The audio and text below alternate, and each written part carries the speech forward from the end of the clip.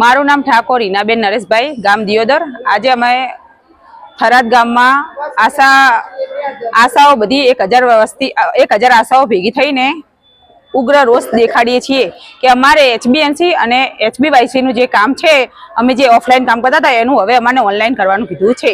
Online entry ના કરીએ તો કે એનું તમને ઇન્સેન્ટિવ મળશે નહીં। તો સરકાર શ્રી દ્વારા અમારે એવી માંગણી છે કે અમારે જે ઇન્સેન્ટિવ જે 250 રૂપિયા છે એની જગ્યાએ અમારે ઇન્સેન્ટિવમાં વધારો કરે, કાં તો પછી અમને લઘુત્તમ વેતન કાં તો ફિક્સ પગાર કરે, અને બીજું કાં તો માતા મરણ અને બાળ મરણ થાય તો અમે HBNC કે એની મુલાકાત કરવાના નથી। તો માતા મરણ અને બાળ મરણ થાય એના જવાબદાર સરકારશ્રી રહેશે, એમાં અમારે આશાઓનો કોઈ રોલ નથી, કેમ કે અમે HBNC અને HBYC કરશું ને એટલે એ જવાબદારી અમારામાં આવતી નથી। બીજું કે હાઉસ ટુ હાઉસ સર્વે અને માતા મરણ, જેમ કે પોલિયો નાબૂદી છે, ઇમ્યુનાઇઝર છે અને હાઉસ ટુ હાઉસ સર્વે, પછી આ બધી સરકારની વિવિધ યોજનાઓ, ઇમ્યુનાઇઝેશન, પૂરું ટોટલ જે યોજનાઓ છે બધું આશાઓ દ્વારા જ કરવામાં આવે છે।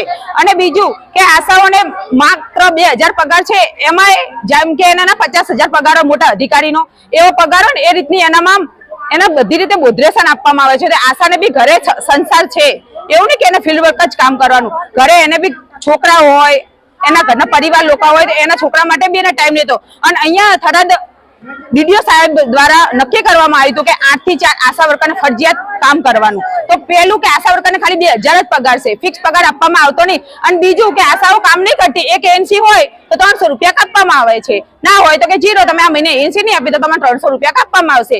બીજું કે 2000 છે એમાં કાપે તો આશાઓને તો ખાલી 1500 રૂપિયા જ પગાર આવે। મમતા દિવસ ના કર્યો તો મમતા દિવસને કામ, એટલે આશાઓને ફૂલ બધી કોરાનું ભાગ એને ભારણ છે અને બધી કોરાથી એને શોષણ થાય છે। એટલે સરકારશ્રી દ્વારા અમારી એવી અપીલ છે કે આશાઓને કાયમી કરો।